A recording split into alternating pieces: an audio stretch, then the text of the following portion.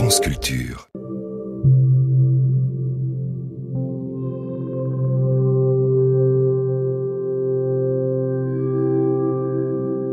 Les nuits de France Culture.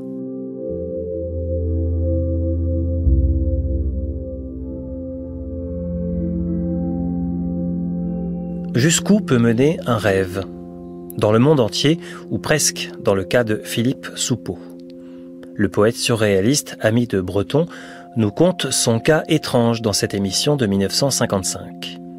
Un rêve récurrent dans lequel il tente d'atteindre un cheval, sans jamais y parvenir. Cette poursuite onirique l'emmène à la découverte de contrées extraordinaires, des contrées qu'il retrouve bien souvent, plus tard, à l'occasion de voyages, cette fois-ci bien réels. Chez Philippe Soupeau, le rêve est partout. Il ne se limite pas à la nuit et au sommeil.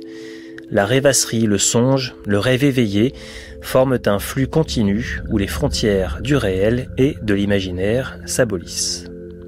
Une rêverie devant la neige qui tombe déclenche une vocation poétique. L'imagination d'un don d'invisibilité permet de s'évader des quatre murs d'une prison. Il y a bien là de quoi combler un tempérament solitaire, et même beaucoup plus que cela. Les rêves perdus de Philippe Soupeau, c'est le titre de cette émission, diffusée pour la première fois sur la chaîne parisienne le 27 janvier 1955.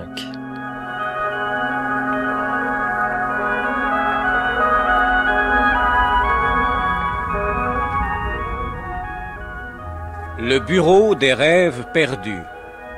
Une émission de Louis Mollion, avec Étienne Bierry. Et les rêves perdus de Philippe Soupeau. Assistant Marcel Avard. Réalisation Albert Hiera.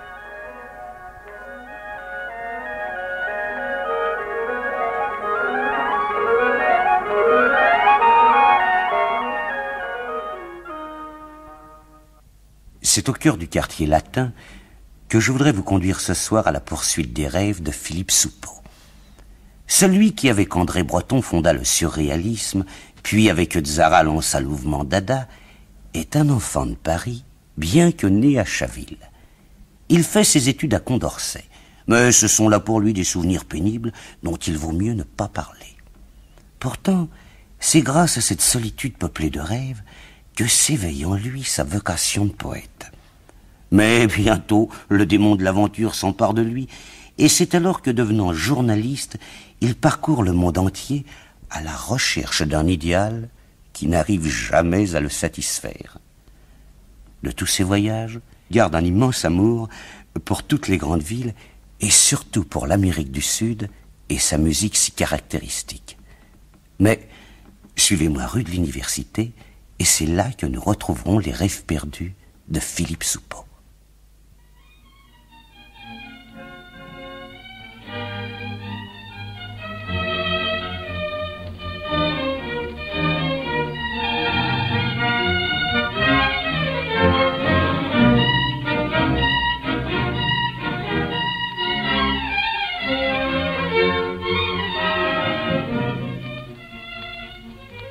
Je m'appelle Philippe. Mon nom en grec signifie l'ami des chevaux. C'est une chose très surprenante pour moi, c'est que tous mes rêves sont dominés par des chevaux. J'étais tout petit et je voulais absolument voir des chevaux.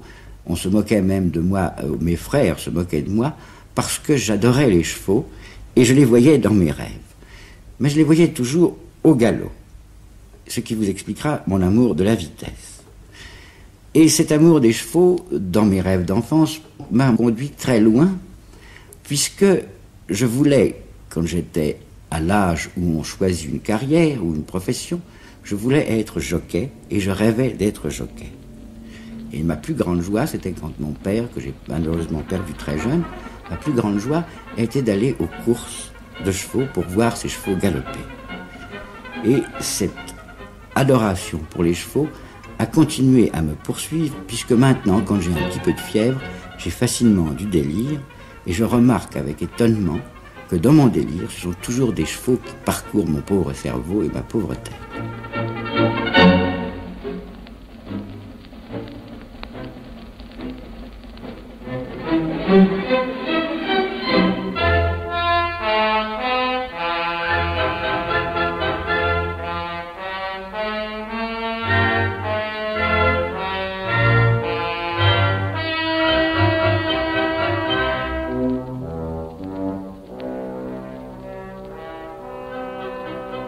Je contre-rêvais, si je puis dire.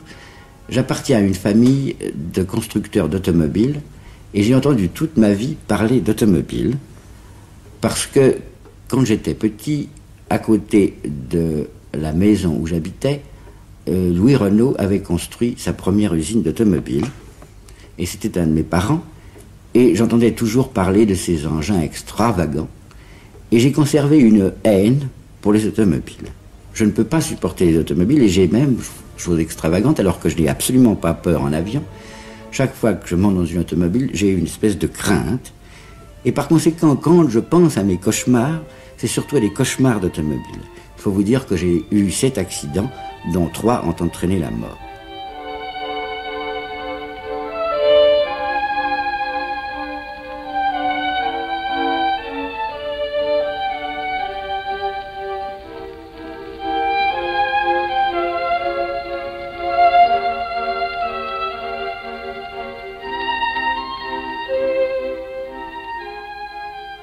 Étant enfant, je n'ai jamais pu me séparer de ma solitude. Je crois que ça tenait à ce vice que mon ami Valéry Larbaud a appelé ce vice impuni de la lecture, c'est que je lisais trop et même énormément, et que un mot de ma mère me revient, elle disait « Oh, Philippe est facile à élever parce que on n'a qu'à lui donner un livre et il est sage ». Eh bien, je dois dire que quand je réfléchis à ces lectures, je pense que c'était des lectures de rêve. Qu'au fond, je pouvais relire 3 ou 4 fois le même livre, ou même 5 ou 6 fois, et je retrouvais la même joie, si vous voulez, d'imagination. Et pour moi, les lectures sont des souvenirs, non pas de connaissances, mais de rêves. Ainsi, par exemple, il y a un livre qui est resté pour moi vraiment un motif de rêve, qui est le capitaine Corcoran.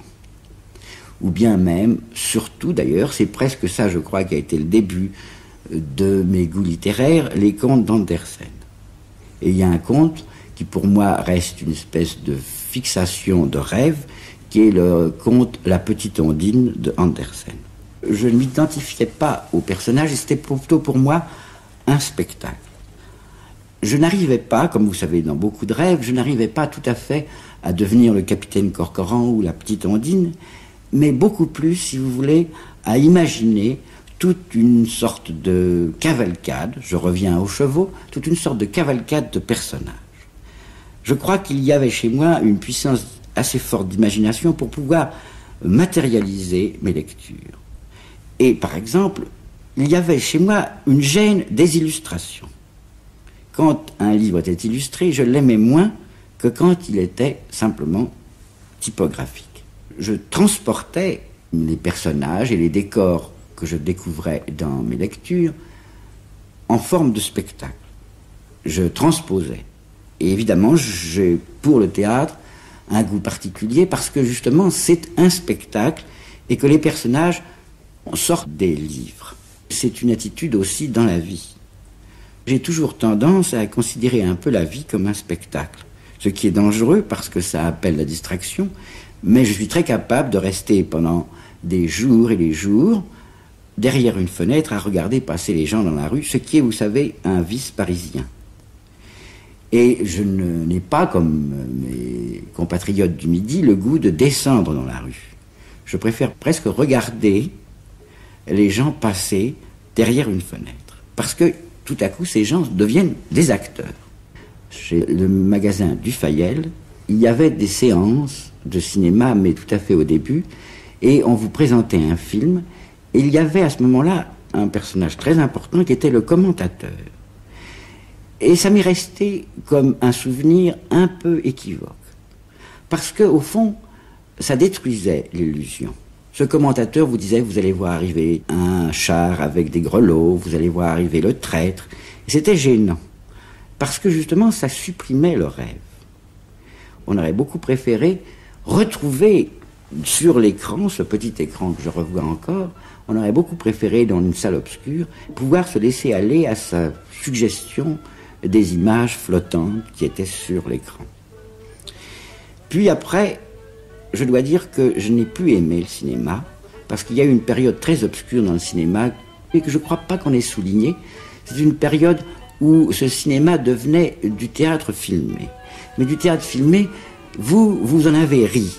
On appelait ça le cinéma d'avant-garde, où les gens s'agitaient frénétiquement, parlaient à tour de bras, si je puis m'exprimer ainsi, et par conséquent ne donnaient pas l'impression du théâtre. Il n'y avait pas l'illusion de la lumière, de la rampe, et on avait absolument l'impression d'une espèce d'agitation frénétique qui supprimait toute possibilité de rêve.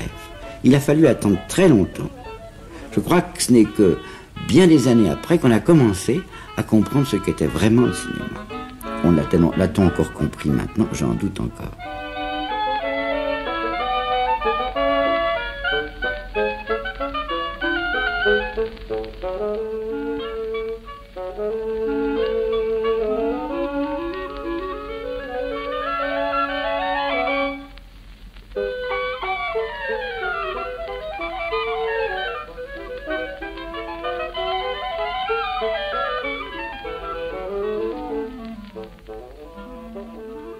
C'est sur un rêve que toute ma carrière poétique a été déclenchée. J'aime énormément la neige. Et je me souviens qu'un jour, il avait neigé toute la journée et j'étais à regarder à travers la fenêtre et j'aimais beaucoup voir tomber les flocons. Et c'est à ce moment-là que le soir, quand la neige n'était plus visible, ou du moins n'était plus que sensible, que j'ai écrit mon premier poème, qui est en somme, si vous voulez, la réalisation du rêve de la journée, la prolongation du rêve de la journée. Personnellement, j'ai beaucoup de mal à mettre une frontière entre la rêverie et le rêve. Et il m'est arrivé, par exemple, très souvent, de me réveiller et de ne pas savoir exactement si j'étais endormi ou éveillé en me rappelant des rêves. Car je suis capable, c'est peut-être là un cas un peu pathologique, je suis capable de rêver éveillé. C'est-à-dire que supposez que je m'étende sur un divan, que je ferme les yeux, eh bien, il y a des jours où je suis capable d'avoir des rêves sans dormir absolument, mais des rêves aussi, si vous voulez, vivants, aussi précis, aussi imposants que les rêves du sommeil. Et je crois qu'on a tort de mettre peut-être trop de différence entre ces mots rêverie, rêvasserie, songe et rêve. Il y a un rêve que je poursuis depuis des années et qui est le rêve d'un cheval que je dois poursuivre et que je n'arrive jamais à atteindre et qui m'amène dans des pays les plus extraordinaires. Et vous savez que dans ma vie, j'ai énormément voyagé. Je crois que je connais le monde entier, sauf l'Extrême-Orient. Chose très curieuse, en atterrissant dans certains pays, j'ai retrouvé des paysages où m'avait conduit ce fameux cheval. Et c'est un rêve qui persiste. C'est un rêve qui n'est pas du tout arrêté. Il est possible que ce soir, en vous quittant, je vais rêver de mon cheval. Et qui va m'entraîner dans un pays tout à fait extraordinaire. Et généralement, un pays de mon désir. Ainsi, en ce moment, j'ai une envie folle d'aller en Chine. Eh bien, je suis persuadé qu'un de ces soirs ou une de ces nuits, mon cheval va m'emmener en Chine. Et alors, j'espère et j'essaye toujours de réaliser ce rêve. Ce cheval habite dans une écurie, qui est toujours la même, et qui est une écurie que je connais d'ailleurs, qui est à Chantilly. J'ai eu une grande admiration pour un cheval de course qui s'appelait As d'Atout, qui était un cheval admirable, qui était un cheval extraordinaire. Et ce cheval m'avait probablement frappé quand j'étais enfant, et c'est toujours de son écurie que part ce rêve de cheval qui me poursuit pendant toute ma vie. Le cheval ne me parle pas. Il pourrait, remarquer, mais il ne me parle pas. Il m'indique seulement, par son allure, s'il faut que j'aille vite ou plus doucement, si nous devons aller loin.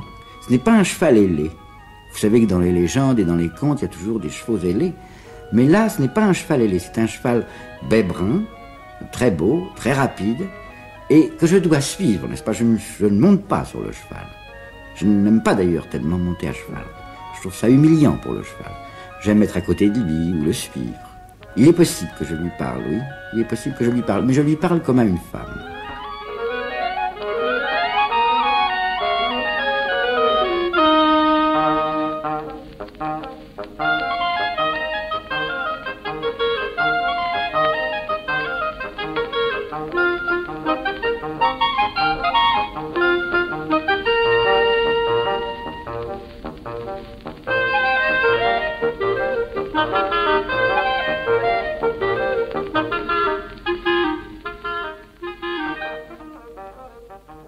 j'ai une passion pour les femmes, et je dois dire pour le côté féminin des femmes. Et l'aspect féminin est une chose qui pour moi est extraordinairement émouvante.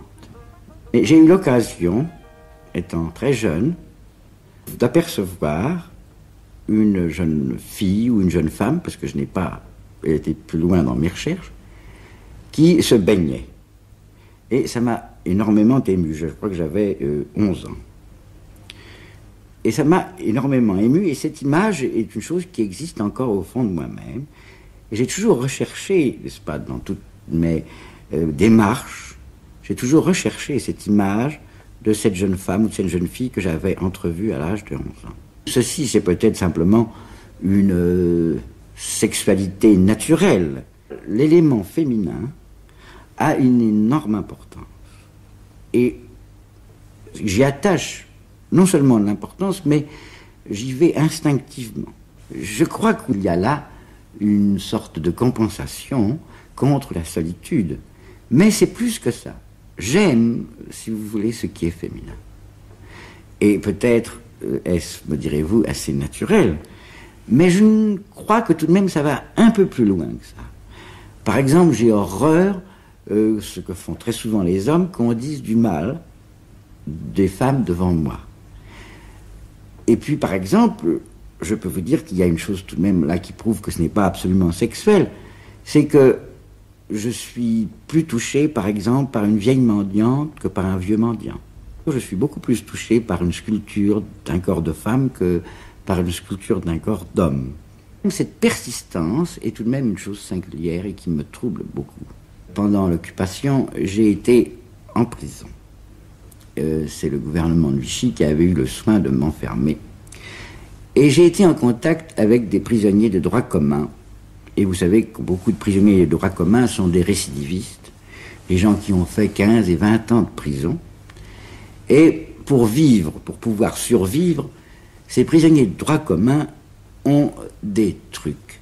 Parce que vous savez, vivre 15 ans dans une prison ou 20 ans dans une prison, c'est quelque chose d'inimaginablement difficile. Mais ces gens ont des recettes. Et je me souviens que mon voisin de cellule m'avait indiqué une recette. La façon de rêver artificiellement. Il me disait que je devais m'étendre sur ma paillasse, que je devais fermer les yeux et m'imaginer que par une sorte de miracle, je devenais invisible. C'est-à-dire que mon corps disparaissait. Alors à ce moment-là, il s'agissait de faire quelque chose. Il fallait faire bien attention parce qu'on était naturellement pieds nus. Si vous aviez des vêtements, vous n'étiez plus invisible. Alors on était nus.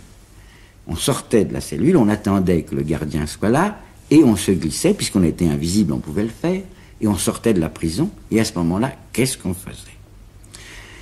Et je dois dire que c'est une recette merveilleuse, parce que essayez de le faire vous-même, vous verrez, vous pouvez tout faire. Alors, parmi mes camarades de prison, il y en avait qui cherchaient surtout à se venger. Mais je dois dire que la plupart cherchaient surtout à pouvoir boire gratuitement dans les bars des environs. Certains, comme moi, cherchaient plutôt à retrouver les femmes avec qui ils auraient voulu dormir. Et alors, grâce à cette invisibilité, nous arrivions à rencontrer toutes les possibilités. Eh bien, je dois vous dire que c'est une méthode qui me faisait passer mes angoisses et qui me donnait une espèce de distraction merveilleuse. Et je dois dire que quand je suis très malheureux, je m'imagine que je suis invisible. Par exemple, si vous imaginez que vous êtes invisible, que vous sortez de chez vous, il faut bien vous dire naturellement que vous êtes pieds nus, vous êtes nus. Alors, par exemple, la première chose que vous faites, c'est de vous précipiter dans le métro parce qu'il y fait chaud. Pour pouvoir aller, par exemple, chez la personne que vous voulez aller trouver, vous prenez le métro parce qu'il y fait chaud. Et puis vous faites très attention parce qu'il ne faut pas que les gens vous marchent sur les pieds, parce que ça vous crieriez. Alors il faut donc, voyez-vous, accumuler les difficultés, parce que plus il y a de difficultés, plus c'est amusant. Et puis alors quelquefois il faut attendre des heures avant que la porte s'ouvre, la porte que vous voudriez voir s'ouvrir s'ouvre, puisque vous n'avez rien dans les mains. Et certainement c'est une distraction peut-être un peu malsaine, mais extrêmement amusante. Et je dois dire que je pratique encore ce genre de rêve.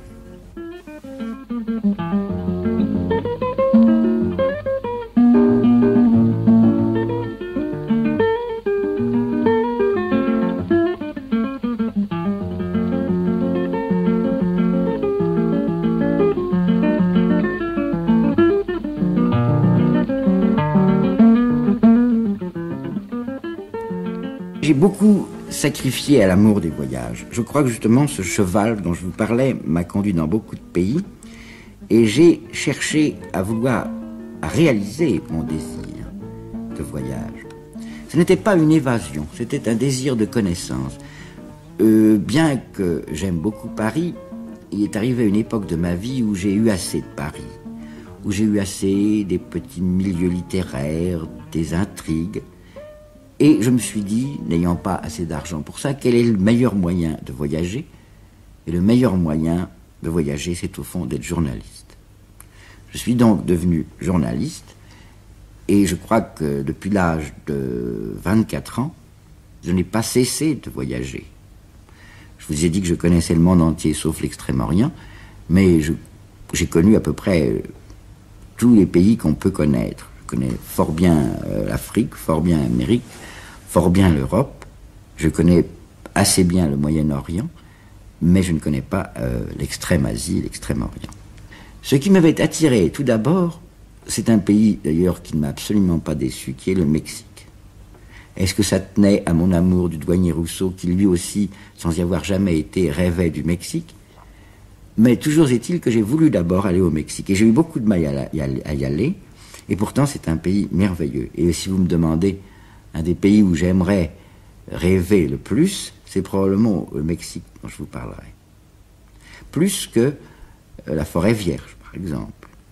Plus que même la mer, qui est, à mon avis, décevante. Plus que même l'Amérique du Nord, qui pourtant très neigeuse. Mais le Mexique a quelque chose d'absolument fascinant. Probablement parce que c'est extraordinairement différent de toute notre civilisation, que c'est un dépaysement presque total. Et vous allez voir que même dans le caractère mexicain, il y a quelque chose de bouleversant. C'est qu'ils ont une familiarité avec la mort. Ils songent tout le temps à la mort. Ils y pensent sans cesse. Je vais vous en citer, si vous me permettez, 2 exemples. La plus grande fête est la fête des morts, le 2 novembre. Et par exemple, chez les pâtissiers, on voit de grands gâteaux, mais on voit des petites têtes de mort en sucre où on inscrit son prénom, comme chez nous, les petits cochons du pain d'épices. Un autre exemple, j'habitais au centre de Mexico, et c'était une grande avenue, et les plus belles boutiques de cette avenue étaient des boutiques de monuments funéraires, et quand je sortais de l'hôtel, il y avait des marchands de couronnes mortuaires, d'immenses couronnes mortuaires, qui me prenaient par la main comme pour me vendre des cravates. Ils voulaient me vendre une couronne. Et ils ont une familiarité avec la mort, mais étonnante.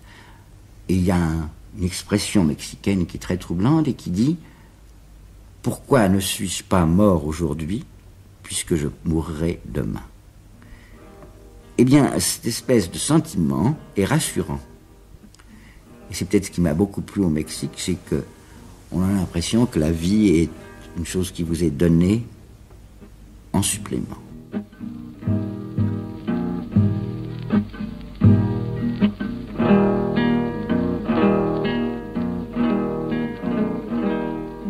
Maintenant, je dois vous dire qu'il y a d'autres pays que j'ai beaucoup aimés, mais alors c'est là où intervient une chose terrible. J'aime surtout les villes.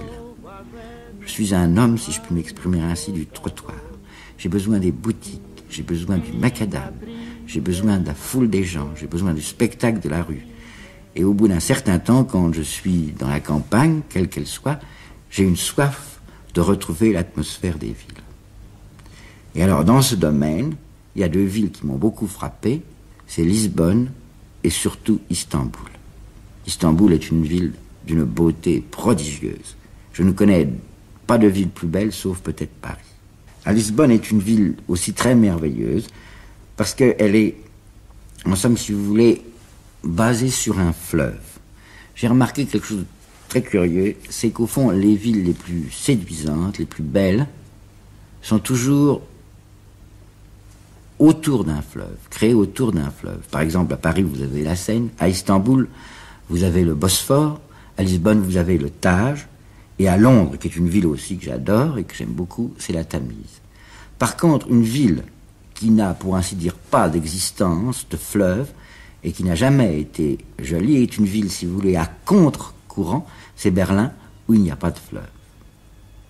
Et vous verrez, enfin je crois que les plus belles villes sont toujours dominées, ou du moins orientées vers un fleuve, par un fleuve et pour un fleuve.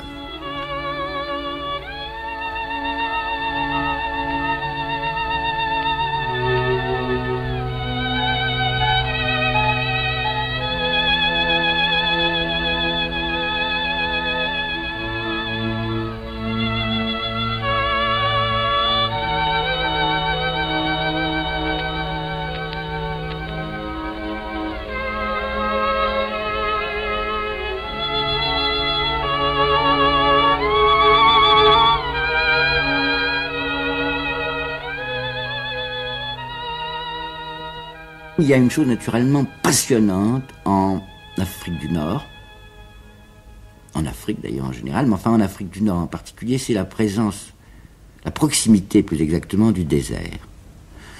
Le désert est une chose absolument fascinante, mais vraiment on ne sait pas pourquoi. Je dois dire que j'ai toujours pensé que c'était comme l'inconnu. C'est d'une très grande beauté, si vous voulez, de la beauté de la mer, mais il y a quelque chose en plus, c'est que la mer est un chemin. Vous allez quelque part quand vous allez sur la mer. La mer vous conduit quelque part. Tandis que quand vous regardez le désert, cette espèce de mer dorée, vous avez l'impression que ça ne conduit nulle part. Et que vous n'avancerez jamais. Et que le désert est, si vous voulez, non pas hostile, mais absorbant. Aussi bien pour la pensée que pour le corps. Cette espèce de présence tyrannique du sable est beaucoup plus impressionnante que l'eau, qui est en somme un élément familier et amical.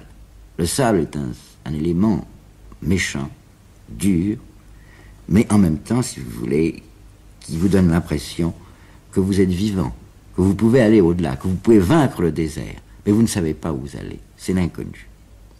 Et alors, c'est ce qui fait qu'au fond, on ne rêve pas dans le désert. En somme, c'est une espèce d'anéantissement. Je n'aime pas du tout les ruines. Et toutes ces civilisations sont des civilisations ruinées. Je vais prendre d'abord l'exemple, si vous voulez, je vais faire le contraire de l'histoire, je vais commencer par le commencement. Par exemple, il y a une chose tout à fait étonnante dans les pays où les Arabes se sont installés. Il y a une chose tout à fait troublante qui, pour moi, gaulois, est absolument gênante. Les Arabes n'ont aucun respect et aucun amour pour les arbres. Vous êtes étonné de penser, par exemple, vous me parliez de la Tunisie, c'est une chose qu'on sent très fort, c'est que la Tunisie, d'après tout ce qu'on sait, était une forêt d'oliviers, était une véritable masse verte, et que maintenant, il n'en reste rien. Vous allez également en Égypte, et vous voyez, à part la vallée du Nil, qui est assez riante, vous voyez partout également cette espèce de début de désert. Et quand vous voyez alors, pour remonter alors dans l'histoire, quand vous allez dans cette chose magnifique qui sont la vallée des rois à Luxor, ou même près du Caire aux pyramides, vous vous rendez compte de cette espèce de masse affreuse de civilisation disparue que vous ne rattraperez jamais et que vous ne pourrez jamais connaître, car tout ce qu'on nous en donne n'est qu'une pâle expression, une pâle image de ce que ça a été. Et alors vous avez une espèce de nostalgie comme devant quelque chose qui est une sorte de brouillard permanent. Là, c'est une sensation que je n'aime pas. C'était le cauchemar, parfaitement.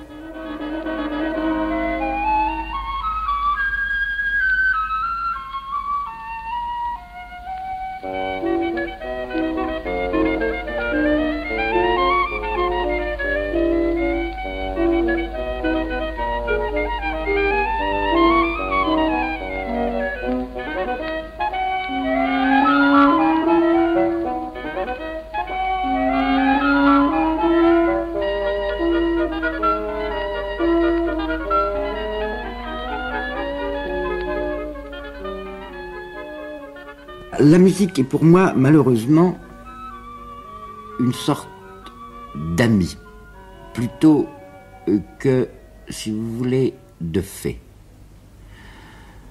j'aime énormément la musique, mais j'aime surtout le rythme.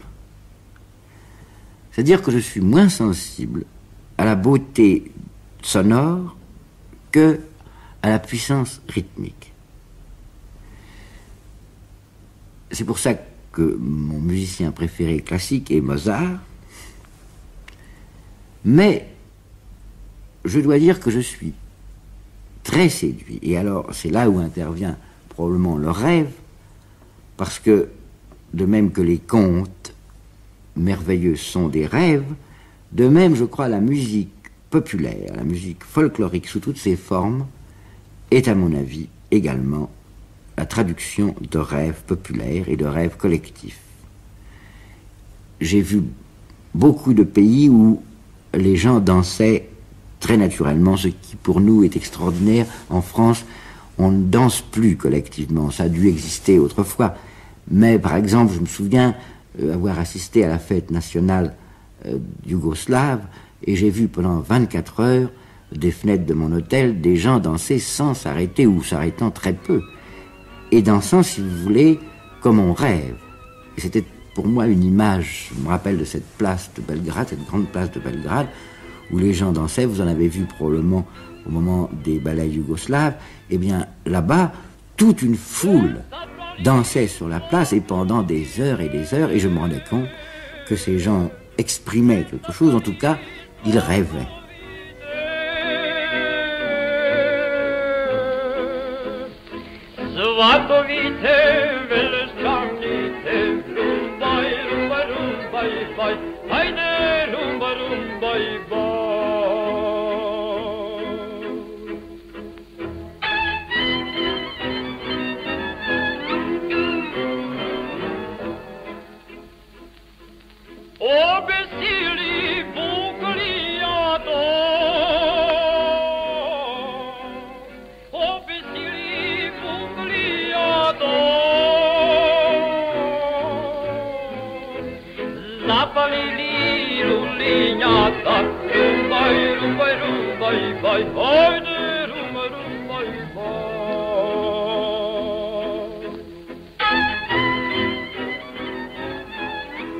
Non seulement la peinture m'a porté au rêve, mais je considère que si on ne sait pas rêver, la peinture est une opération mathématique. J'ai beaucoup étudié cette question parce que je me suis penché sur un cas d'un peintre de la Renaissance italienne qui s'appelle Paolo Uccello, qu'on considère à juste titre ou peut-être à tort, mais enfin probablement à juste titre, comme l'inventeur de la perspective. C'était un mathématicien.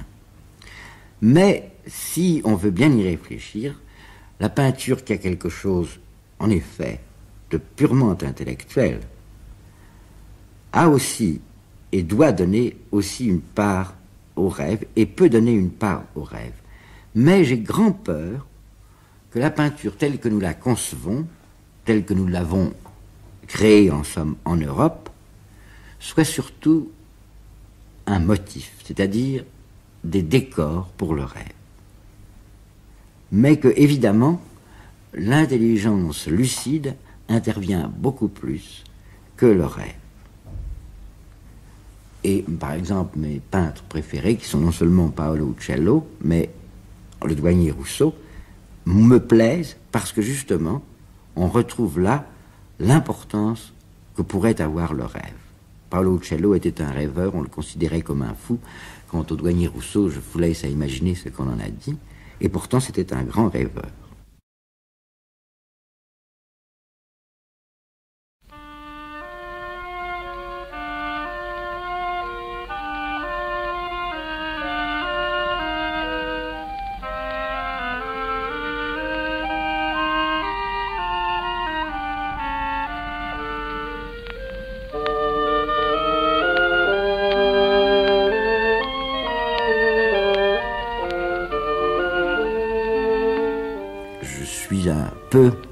Formé par Apollinaire, parce que sous son apparence extrêmement cordiale, extrêmement joyeuse, Apollinaire était un homme profondément solitaire. Et vous trouvez dans toute sa poésie ce thème de la solitude qui revient, et pourtant, Quand on l'a connu, il était absolument amical, cordial, gai, joyeux. Même beaucoup de gens me disent toujours « Oh, comme Apollinaire était gai, etc. » Bien, je ne suis pas absolument sûr qu'il ait été si gai. Pour moi, en tout cas, il m'a laissé le souvenir d'un homme assez solitaire. À ce moment-là, malheureusement, je le vois déjà très gros. Il était déjà très gros à cette époque-là. Il mangeait beaucoup, comme vous savez, il était extrêmement gourmand. Mais il avait quelque chose de très remarquable, c'était ses yeux et son sourire. Ses yeux étaient petits mais extrêmement brillants et très malins, très astucieux. Et puis il avait un sourire extrêmement joyeux. Un peu, si vous voulez, un sourire de soleil. Mais quand je l'ai connu, il y avait une chose très frappante chez lui. Il portait une sorte de casque de cuir parce qu'il avait été trépané. Et ça lui donnait un aspect absolument inattendu. Il n'était pas comme les autres. Il avait cette espèce de casque et il donnait l'impression d'un homme exceptionnel, même physiquement. Mais dans sa démarche, il y avait quelque chose de très victorieux, de très fier et en même temps de très simple. Mais je me suis beaucoup promené avec lui et il avait une manie terrible. Il cherchait toujours dans les boutiques d'antiquaires à trouver des choses extraordinaires et extravagantes. Et il passait des heures à fouiller dans les boîtes des bouquinistes, par exemple, à la recherche d'un livre. Il aimait beaucoup ça. C'était presque une manie chez lui. Mais cependant, il y avait quand même une chose qui me reste, c'est que quand il se mettait à parler de poésie, là, il était tout à fait différent. Et évidemment, c'était l'explorateur. Il commençait à chercher, il vous posait des questions, il demandait « Qu'est-ce que vous pensez de ça ? Quoi pensez-vous de ce poème ? Est-ce que vous croyez que cette image est bien ? Est-ce que vous croyez que cette image est forte ?» Enfin, il était très préoccupé par la poésie. Grâce à Apollinaire, vous savez qu'Apollinaire, tous les mercredis soirs, à la fin de sa vie, réunissait ses amis au café de Flore. Et alors, pour voir Apollinaire, j'y allais fort souvent, et il y avait là tous les amis d'Apollinaire, Carco, Dufy, Sandra, Réverdy, Mac Jacob. Et un jour, j'étais très jeune à ce moment-là, Apollinaire m'a présenté à André Breton. Et j'avais lu d'André Breton un poème admirable qui est le poème le plus mallarméen qu'on puisse trouver, et peut-être c'est le meilleur poème de Mallarmé qui s'appelle Dorvers. Et j'avais été très frappé par ce magnifique poème, et tout de suite, j'ai commencé à parler avec André Breton, et je dois dire que depuis ce moment-là, pendant plusieurs années de notre vie, nous nous sommes plus quittés, nous avons vécu, nous nous voyions tous les jours, et nous nous promenions ensemble, nous allions dans sa chambre à l'hôtel des grands hommes, où il venait chez moi, mais à ce moment-là, nous avons été vraiment des amis extrêmement intimes. Et c'est à ce moment-là que nous avons commencé à parler, comme je vous le disais tout à l'heure, des images, de la poésie, et que nous avons fondé, si vous voulez, ce que nous avons appelé d'ailleurs le surréalisme. Mais Breton, naturellement, m'a présenté à beaucoup de ses amis.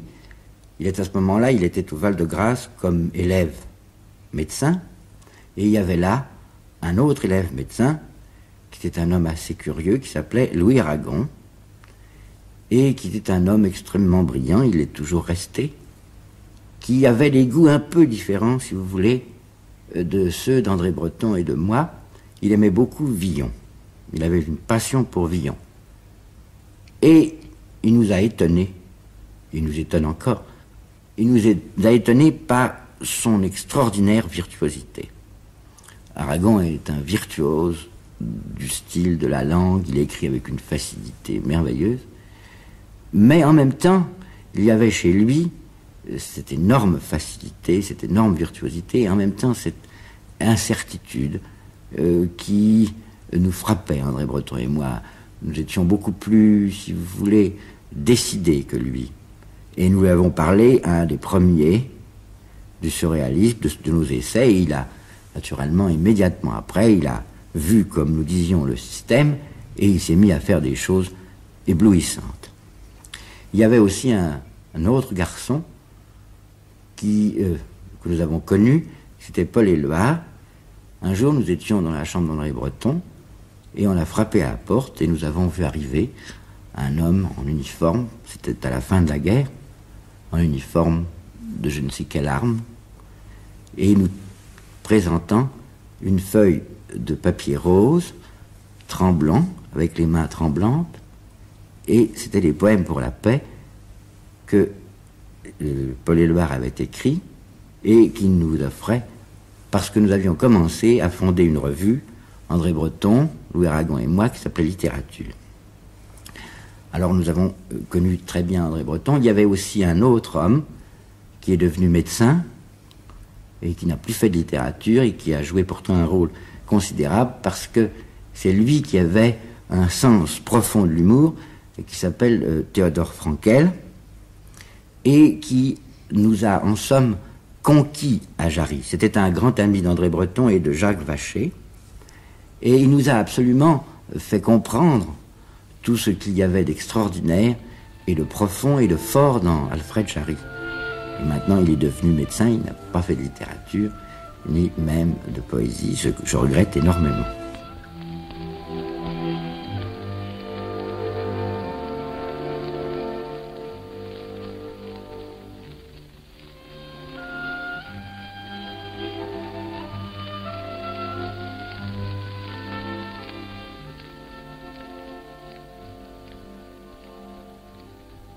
Nous étions en correspondance avec un jeune homme qui habitait Zurich et qui publiait une revue et dirigeait un cabaret qui s'appelait Dada. Et nous avons vu arriver un jour à Paris, André Breton, Louis Aragon et moi, un petit homme très vif, avec des lorgnons, qui nous a donné l'impression d'une bombe. C'était Tristan Tzara. Et cette bombe n'avait pas cessé de se manifester, si je puis dire, d'exploser, quand nous avons commencé alors toutes ces manifestations à base de scandales, et je dois dire que Tzara était l'homme choisi pour le scandale, il avait un génie du scandale. Et nous avons commencé alors à donner des manifestations où nous avons reçu force coups, et je dois dire que depuis ce moment-là, quelque chose naturellement a été changé, parce que de poètes que nous étions, nous sommes devenus, si vous voulez, des révolutionnaires. Je me rends compte que ces manifestations nous ont séparés de nos aînés immédiates. Par exemple, Apollinaire n'a pas connu ces manifestations, mais des gens qui nous avaient beaucoup impressionnés, que nous aimions beaucoup, des gens comme Réverdy, des gens comme Sandra, des gens comme Mac Jacob, nous en avons voulu de cette espèce de rupture que nous faisions. Vous savez que la manifestation Dada, on ne s'imagine plus ce que ça peut être, mais était absolument commentée comme des manifestations de fous, et je dois dire, nous étions injuriés quotidiennement dans la presse. Tzara a gardé les coupures, il y en a des volumes et des volumes. Je me souviens que, par exemple, dans première page du Petit Parisien, il y avait un article sur une de nos manifestations, et un jour, je vois ma concierge qui me regarde, j'habitais à ce moment-là à Quai Bourbon, et ma concierge me regarde d'un œil vraiment très noir, et je me demande ce qu'il y avait, je me demande ce que j'avais commis, si j'avais commis fait du tapage nocturne, et finalement, elle me tend le Petit Parisien d'un air vengeur, et je vois comme le Petit Parisien, il y avait un article en première page, en disant « Monsieur Soupeau est un assassin virtuel ». Et ma concierge n'avait pas compris ce que c'était exactement que virtuel, elle avait cru simplement que c'était un assassin d'un genre plus dangereux. Mais toutes ces manifestations, nous en sommes en quelque sorte brouillés avec les gens de la génération qui nous précédait. Ce qui fait qu'il y a une certaine coupure, et si vous voulez, je crois que si vous posiez la question à Réverdy ou à Sandra, ils ont gardé une certaine amertume de ça. Ils nous considèrent comme des gens qui n'ont pas joué le jeu, alors que nous n'avons pas cherché du tout à faire cette coupure, mais qu'elle s'est faite, en somme, si vous voulez, naturellement, et par l'explosion qui s'est produite à la suite des manifestations Dada, et puis encore du surréalisme.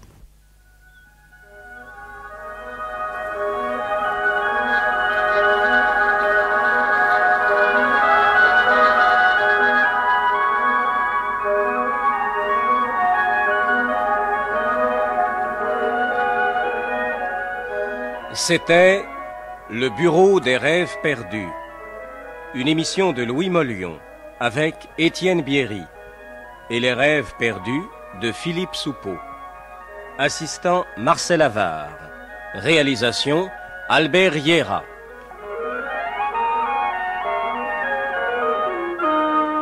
Cette émission a été diffusée pour la première fois sur la chaîne parisienne le 27 janvier 1955.